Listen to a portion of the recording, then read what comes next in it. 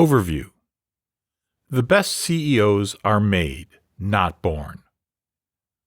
What It Takes: Lessons in the Pursuit of Excellence, 2019, is an autobiography by Stephen Schwarzman, the co-founder, CEO, and chairman of Blackstone.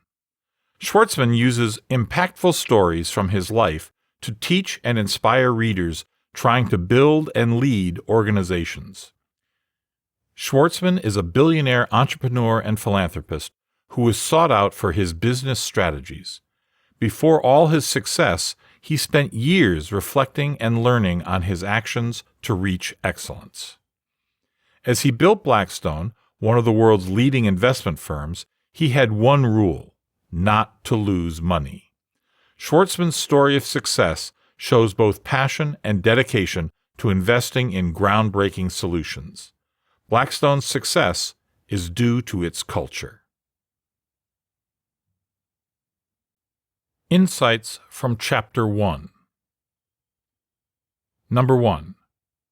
Stephen Schwarzman was born in 1947. His parents owned a curtains and linens shop in Philadelphia. Schwarzman asked his father to expand the business when he was young. His father refused because he didn't want to take risks. Number 2. Being a manager and a leader is different than being an entrepreneur. Number 3. Schwarzman's mother was a wonderful, ambitious woman who didn't want her kids to grow up in a bad environment, so she moved them to a better suburb. Number 4. At the end of Schwarzman's junior year of high school, he was elected president of the student council, where he experienced being an innovator. Number 5. Schwarzman's track coach made the team train a lot, even in winter. The track team won the state championship and a special event in New York due to the hard work and team effort they put in. Number 6. In his senior year, Schwarzman was fixated on getting into Harvard, which waitlisted him. He was accepted at Yale, but that wasn't enough. He called the head of admissions at Harvard, but it didn't work, and he accepted his failure. Number 7. During his freshman year at Yale, Schwarzman realized that unlike high school, he didn't have friends and he wasn't excelling academically. Alistair Wood was his instructor, who saw potential in him and taught him how to think and write to academic standard. Number 8. Yale was having trouble recruiting students from poor neighborhoods. Schwarzman believed it was due to the lack of representatives in those areas. So he suggested to the head of admissions to send groups of students to meet the candidates and represent Yale, which happened. Number 9. In his last year at Yale, Schwarzman decided to act against the parietal rules that forbid women from staying in men's dorm rooms at night. He collected signatures, and within 3 days, the rules were changed. Insights from Chapter 2. Number 1. By the end of his senior year at Yale, Schwarzman had written to Averell Harriman, a former New York governor and famed diplomat, who invited him to lunch. Harriman advised Schwarzman that he needed to be rich in order to make it in politics. Number 2. Harriman believed that Schwarzman could become whoever he wanted to be, as long as he worked hard for it. He could become both rich and a good person. He just needed to work at it. Number 3. In his first interview on Wall Street, Schwarzman displayed his confidence and strong will. He asked for $10,500 a year after DLJ, an investment bank, had offered $10,000, because he wanted to be the highest paid in his class. They agreed 2 days after the interview. Number 4. While working at DLJ, Schwarzman was poor, hungry, and lived in a small sublet with no kitchen. Number 5. 6 months into working at DLJ, Schwarzman was summoned for training with the Army Reserves and had to leave DLJ. In his exit interview, the head of DLJ told him he had a hunch that Schwarzman would be heading DLJ in the future. Number 6. During his service, he stood up to a colonel and explained the terrible food situation of his team. A couple of days later, 4 officers were fired for stealing and selling the military food. The colonel thanked him for standing up. Number 7. Schwartzman only got into a law school in Pennsylvania, so he decided to do an MBA at Harvard instead, even though an MBA was not considered prestigious in 1970. He learned that everything in business connects to everything else. All parts must work together. Number 8. Harvard Business School was a mess. Schwartzman decided that if he ran an organization, he must be able to communicate his ideas, be honest and rational, and listen to the ideas of others. Number 9. Morgan Stanley offered Schwartzman a job in 1972, but he declined because his personality didn't fit the company's hierarchical culture. Insights from Chapter 3. Number 1. An entrepreneur should be able to accurately assess talent. You must always hire people you like and who like you for an easier workflow. Number 2. You need to be able to connect to and understand people. Number 3. For successful interview, you need to be on time, be authentic, be prepared, be candid, be confident, be curious, mention people in the organization whom you like, and avoid discussing political issues. Insights from Chapter 4. Number 1. Schwartzman took a job at Lehman Brothers. In his first assignment, he misplaced a comma in a 68-page report and was told off for it. He made a lot of mistakes at Lehman, but learned from them. Number 2. During Schwartzman's second year, Pete Peterson had become the new CEO and managed to get Lehman Brothers out of financial trouble. Insights from Chapter 5. Number 1. By late 1978, the head of the Tropicana Company had called Schwartzman for advice. Beatrice Foods had offered to buy the business, and Schwartzman had to figure out the best course of action in a short period. Number 2. Schwartzman had been working for Lehman for 6 years.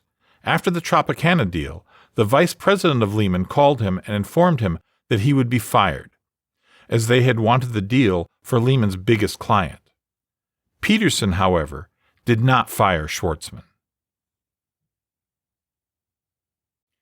Insights from Chapter 6. Number 1. After the Tropicana deal, Schwartzman became a partner. Number 2. Lou Glucksman, who was a leader at Lehman, made risky trade deals that cost a lot of money. Meanwhile, Pete Peterson quit his position after getting tired of the fighting and surviving brain tumor surgery. Lehman went out of business. Number 3. Schwartzman got an offer from American Express. He accepted, but to work for 1 year instead of 3. Number 4. Pete Cohen, the CEO of American Express, said he would let Schwartzman go if he helped him sell the firm, a promise he later broke. Schwartzman had to hire a lawyer to leave. Insights from Chapter 7. Number 1. Pete Peterson and Schwartzman wanted to start something of their own. The first step was getting into mergers and acquisitions, M&A. They began with leveraged buyouts, LBOs. They would buy businesses, make them better, then sell them for profit. Number 2. The LBO of Hudai Industries was their first big buyout. Number 3. Schwartzman wanted to start a private equity business, as he believed that he and Peterson had the required skill and information to build it. They just needed to build a culture with team members who were equally motivated, shared the same values, and were problem solvers. Number 4. They wanted to build a firm that was big and powerful, but also small enough that everyone felt free to speak their mind. Number 5. Timing is very important in business.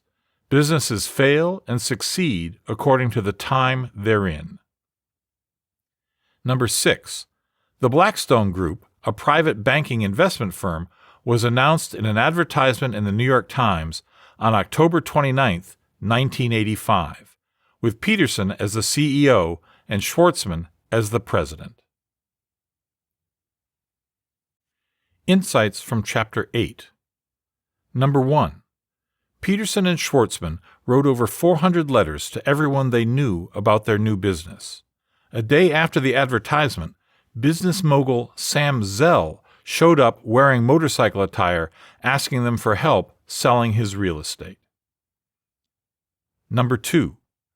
Hay Watkins, CEO of CSX, hired Blackstone to make a challenging deal.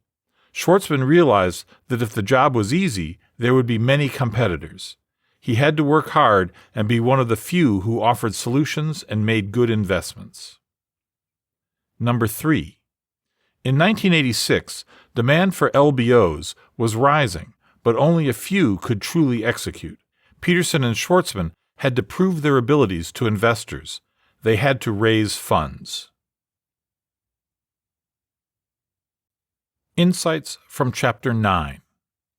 Number 1.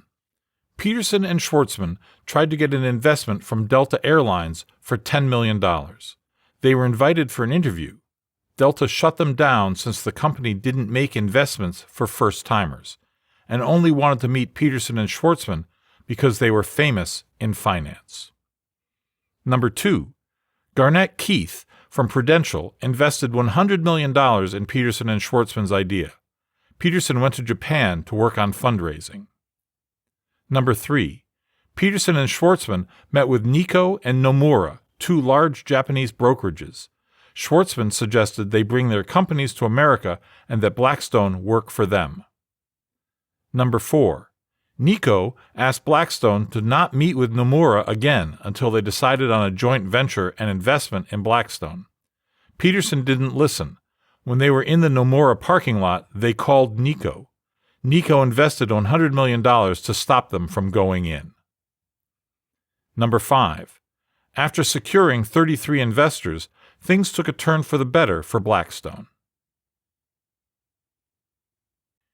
Insights from Chapter 10. Number 1.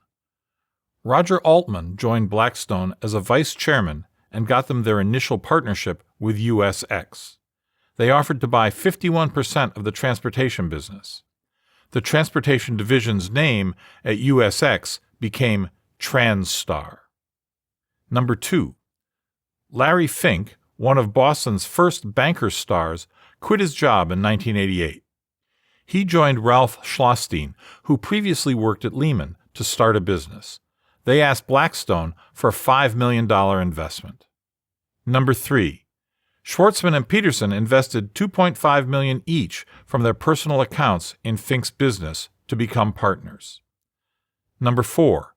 They needed to secure more funding, so they decided to seek out pension funds. Number 5. The U.S. government created the Resolution Trust Corporation, RTC, to help take care of insolvent loans by selling them to private investors like Blackstone. Blackstone bought them for $5 to $10 million and resold them to doctors and other investors for $20 to $40 million. Number 6. Blackstone took a risk and started investing in real estate. Insights from Chapter 11. Number 1. Recessions are normal states in the market that can be difficult to detect. Invest only when values have recovered at least 10% from the lows. Number 2. Many investors value psychological comfort and don't take risks. Insights from Chapter 12. Number 1. In 1989, Blackstone hired a banker who made them a deal with Edgecombe to buy raw steel, which they thought would be similar to their success with USX. A few months later, steel prices dropped. Number 2. Failure in any organization is natural. It's important to trust your teammates and listen to their ideas. Let others make the shots. Number 3.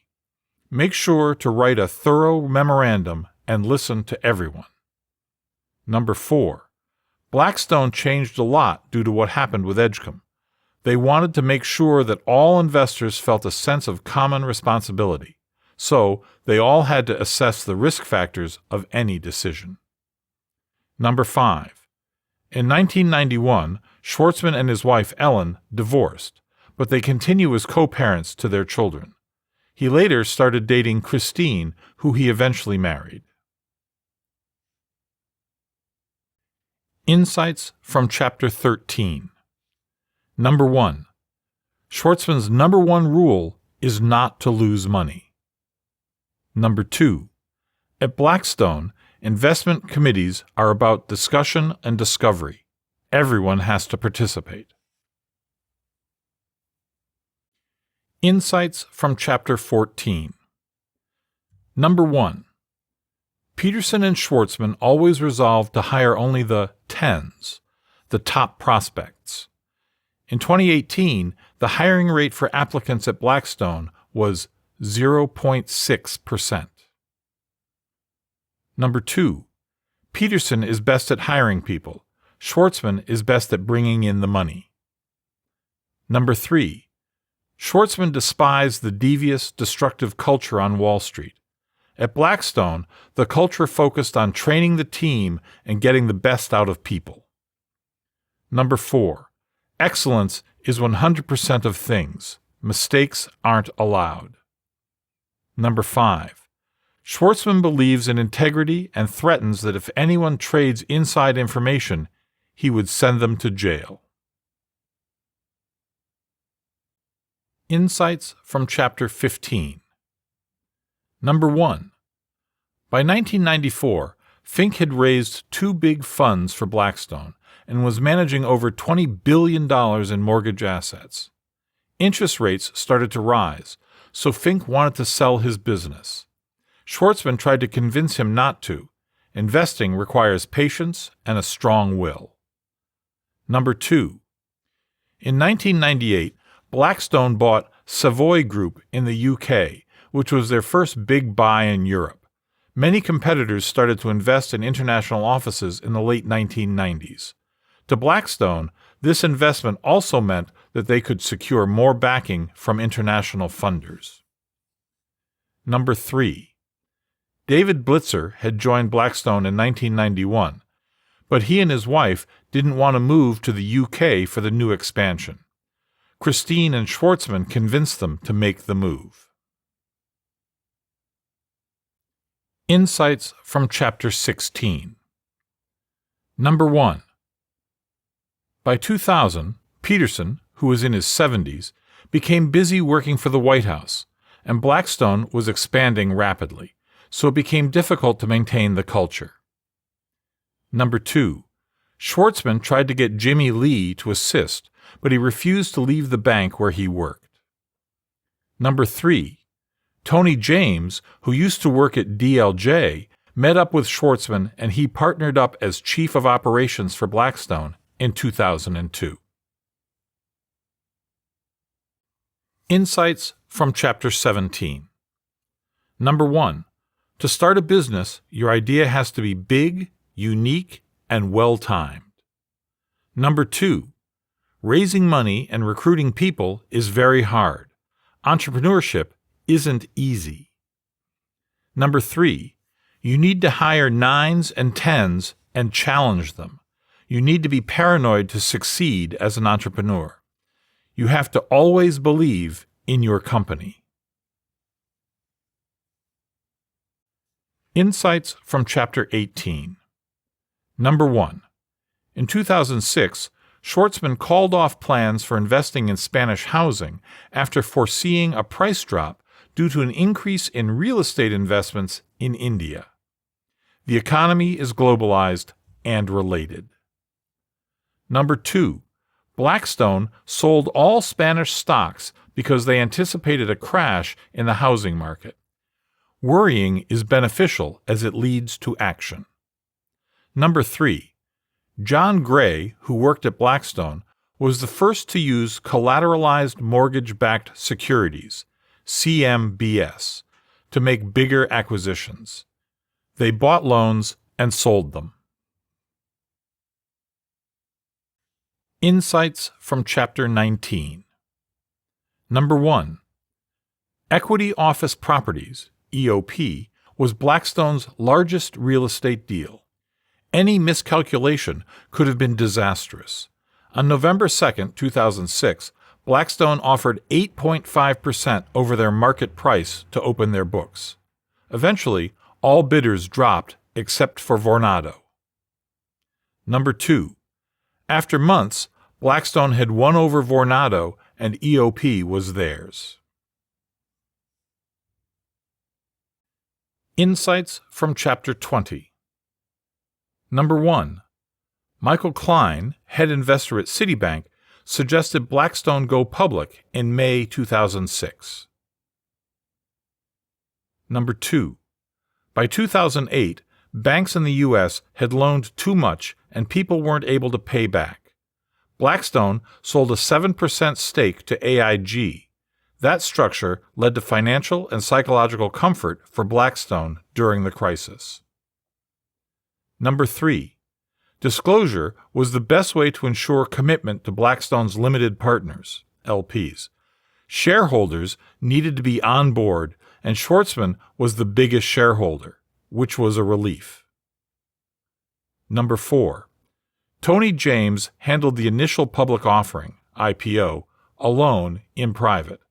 After ensuring that the plan was going to work, they disclosed going private to the firm. Number 5. The IPO was to raise $4 billion at a valuation of $35 billion. The plan changed when the Chinese government offered to invest $3 billion in the IPO. The Chinese government was offering to buy stock in Blackstone. Number 6. In 2008, the U.S. government had to bail out several Wall Street banks. Insights from Chapter 21. Number 1. After Blackstone went public, Jimmy Kane, CEO of Bear Stearns, called Schwartzman for help. He advised Kane to save his reputation and write a check for all his customers, even if the market was collapsing. Number 2. By the beginning of the crisis, Blackstone had $4 billion in cash from the IPO and a $1.5 billion revolving credit line to draw on if needed. Number 3. Blackstone bought Hilton Hotels even though it was an investment that would take years to build. Chris Nassetta was recruited to run the hotels. Number 4. The housing bubble, due to insolvent loans, cost the banks a lot. The government subsequently forced the banks to be more transparent. Number 5. In 2008, the Federal Reserve, America's central bank, set interest rates at 0. Insights from Chapter 22. Number 1. The Chinese had invested in Blackstone when the world was in a financial crisis. The value of their shares fell sharply. Blackstone could have paid them a reduced dividend or borrowed money to pay them the full amount. They decided to pay the full amount to save face. Number 2. By the end of 2008, the Chinese government was worried that if they didn't bail out U.S. financial institutions, the value of the dollar would fall, which would make their investments worth less. Number 3. In 2008, the gas investment industry started booming in the U.S. Blackstone was ready to invest. Number 4. Blackstone needed to raise funds, so they chose David Blitzer, who successfully built Blackstone's business in Europe and had just moved back to New York. Insights from Chapter 23. Number 1. Schwartzman is a philanthropist who donates a lot of money for education. Number 2. In 2008, he gave $100 million to the New York Public Library. In 2009, he supported the Inner City Scholarship Fund in New York. Number 3. China is growing and competing with the U.S. as a leading economic and political power. Each year, the Schwartzman Scholars Program selects 100 to 200 students ages 18 to 20 and funds their education in Beijing. President Barack Obama said that the program brings the United States and China together. Insights from Chapter 24. Number 1. Obama hired Schwartzman as the U.S.'s investment banker. Number 2. Obama's eventual successor, Donald Trump, wanted to boost the economy and hired people to advise him about it. Number 3. Meetings with Trump were disappointing, but Schwartzman felt he had a duty. He put together a group of executives to advise Trump. Insights from Chapter 25. Number 1. Thomson Reuters, founded in 2007, makes money by selling information. Blackstone invested in it. Number 2. In 2013, Tony James started to involve John Gray in the management of Blackstone. In 2018, Gray took on his position. Insights from Chapter 26. Number 1. Schwartzman has donated a lot of money to universities such as Yale. Number 2. He created a new college for computing at MIT to support AI studies. Number 3. He's given a large gift to the University of Oxford. Author's style. What It Takes, Lessons in the Pursuit of Excellence, 2019, describes Stephen A. Schwartzman's growth as both a businessman and a person, and his journey of co-establishing Blackstone. In each chapter, he focuses on one central message, using insights and stories from his life. He mixes formal style with casual conversations and balances between business and personal life. He also offers readers direct advice and sets of rules to follow in order to excel. Author's perspective. In his long career, Schwartzman has learned that mistakes are not forgiven, and therefore, to achieve excellence, you mustn't make them. His mantra is not to lose money, yet he always owns up to losses and prioritizes Blackstone's culture. He doesn't believe businesses should be built on nasty tricks, but on trust, disclosure, and team effort. He equally believes it is important to give back to your community and your country. We hope you enjoyed the insights on Stephen A. Schwartzman's What It Takes. Purchase the book to learn more.